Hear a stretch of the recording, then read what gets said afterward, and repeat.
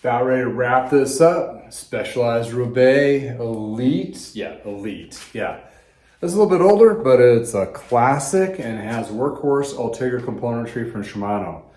Let's run over a couple of things before I wrap this up. It's a wrap.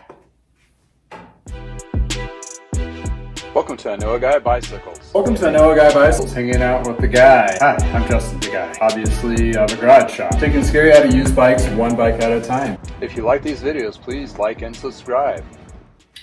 Welcome to I Know a Guy Bicycles, hanging out with the guy with this old bike. Looking at the Specialized Elite. Specialized is a pretty strong brand, if you don't know, as well as Trek, Giant, Cannondale, and Canyon, which is one of the newer ones in the market. But looking at this guy,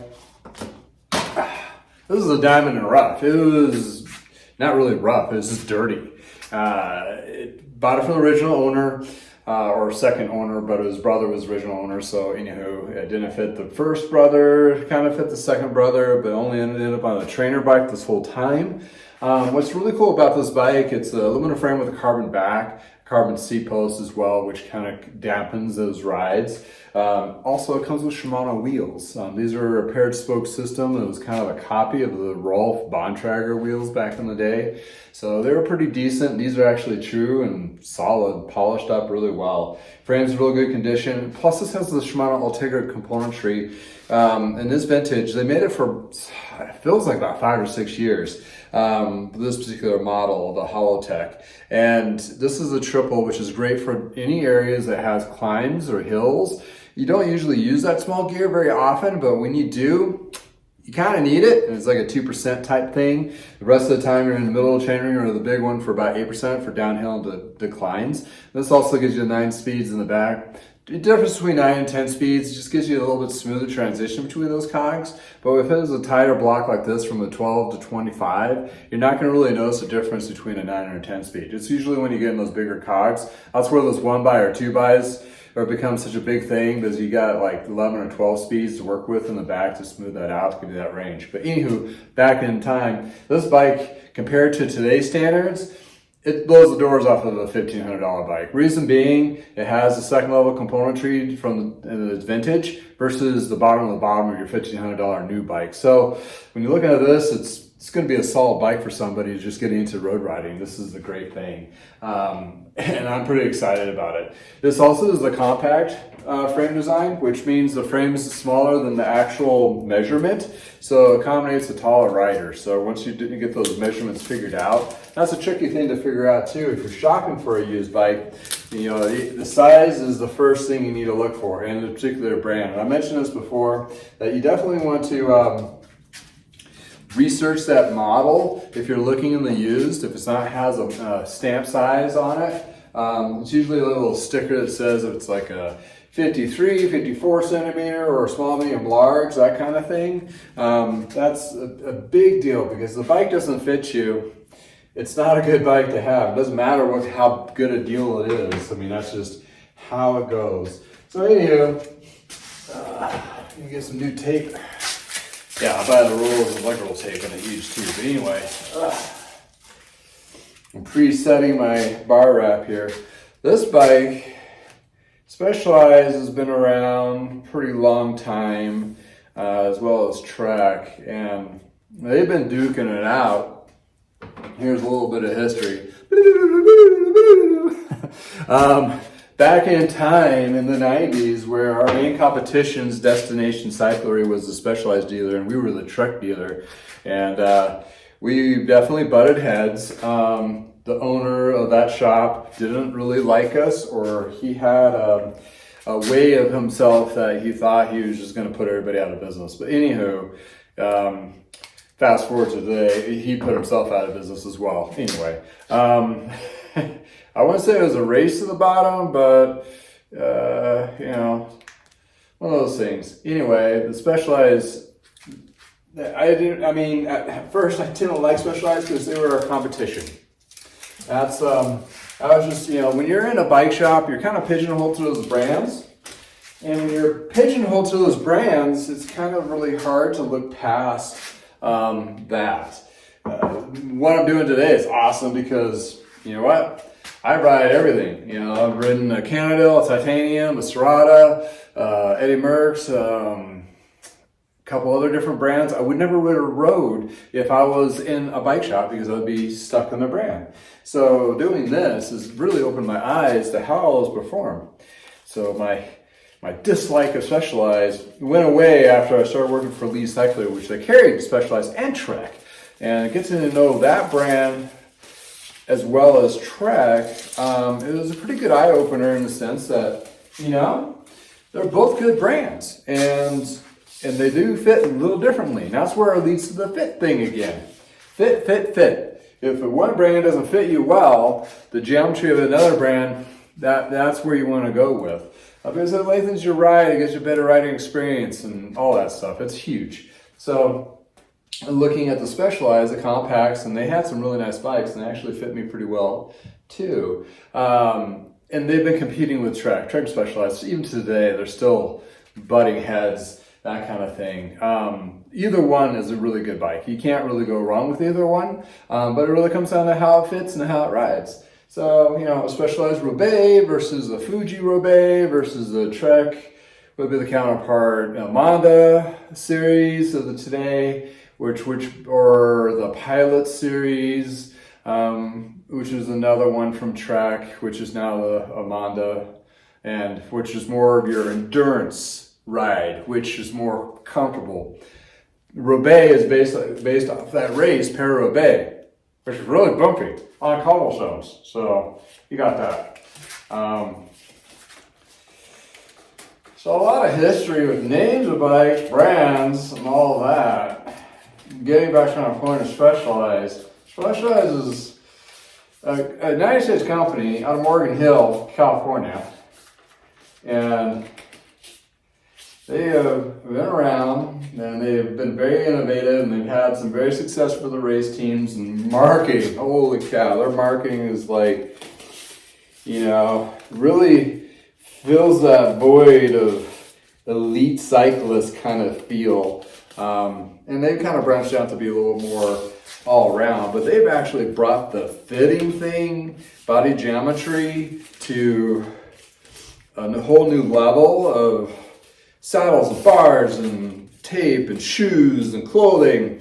And that's where that body geometry thing, also the retool fitting system, the body retool in Boulder, which a lot of Specialized dealers will have a fitting services, whereas the computer and dots and all that, which is a pretty cool fit system.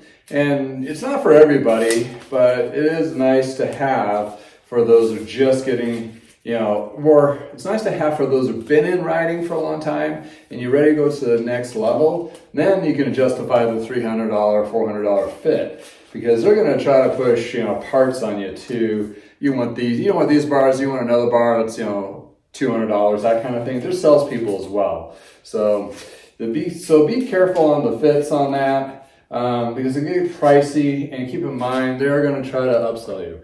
If there's any opportunity in your market to find a fitter that is not related to a shop, like there's one here in Loveland, Colorado. He's related to a rehab center, so to rehabilitation, like physical rehab, not rehab.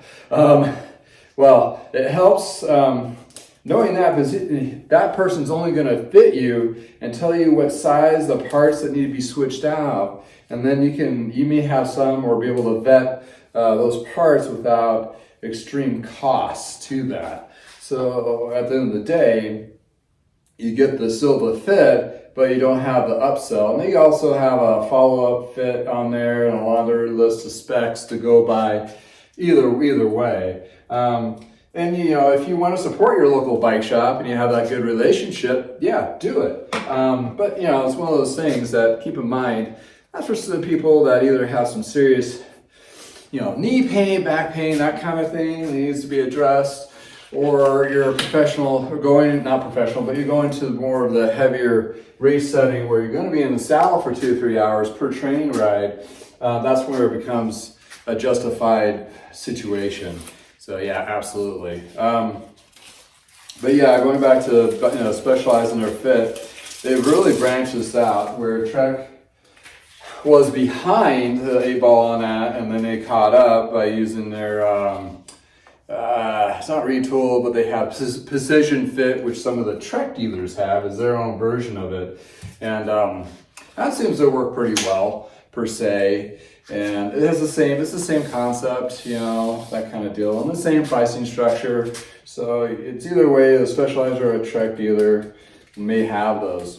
But here's the weird, tricky thing of Specialized and versus Trek of current days is on the fit is the Trek stores that are corporate. I'm not sure about all of them, but a good portion of them in my market don't have the precision fit. They don't have any kind of fit service when you're looking for that $8,000 Trek bike. So the question is why do they ditch it?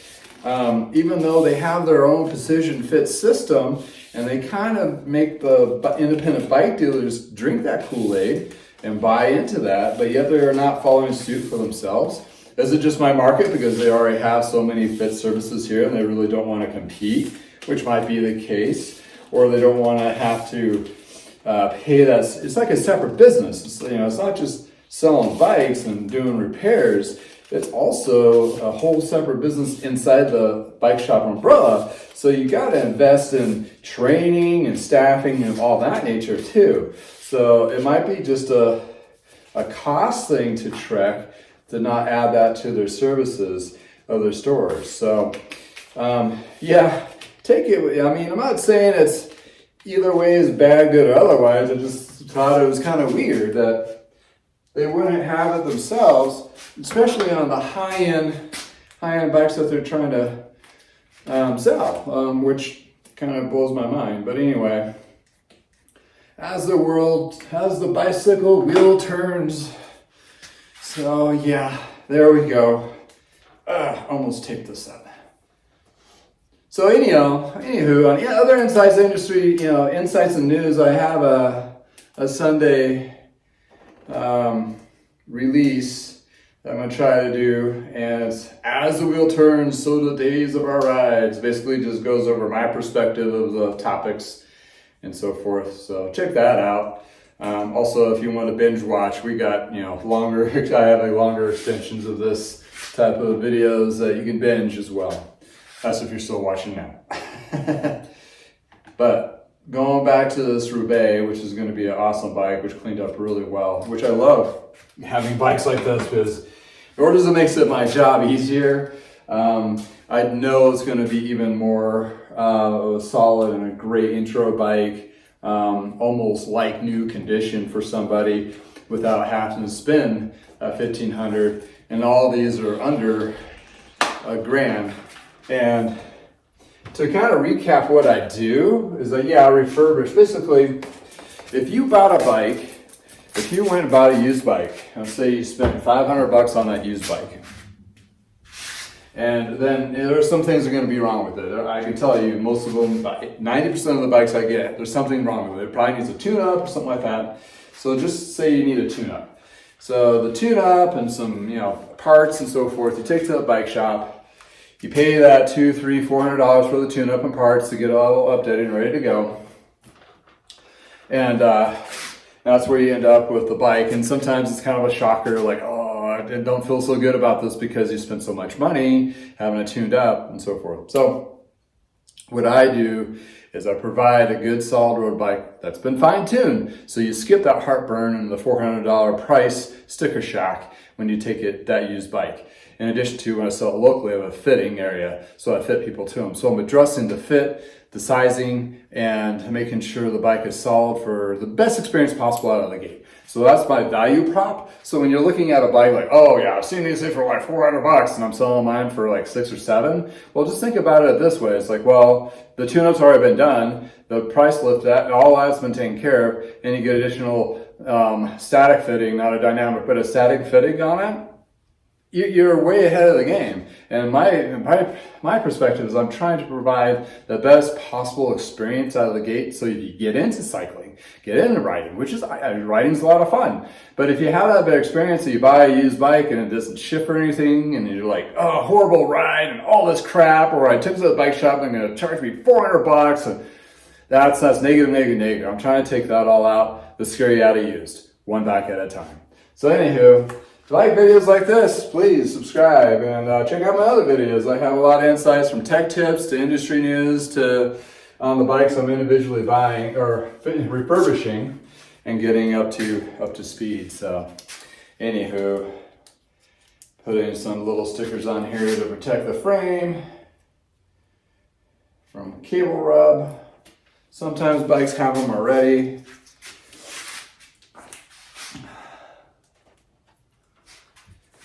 Like so.